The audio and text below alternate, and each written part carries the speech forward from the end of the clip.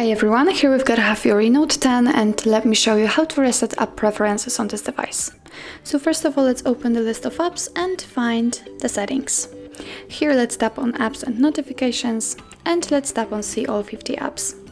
Now let's choose this three dot icon and here we've got reset app preferences, so let's tap on it.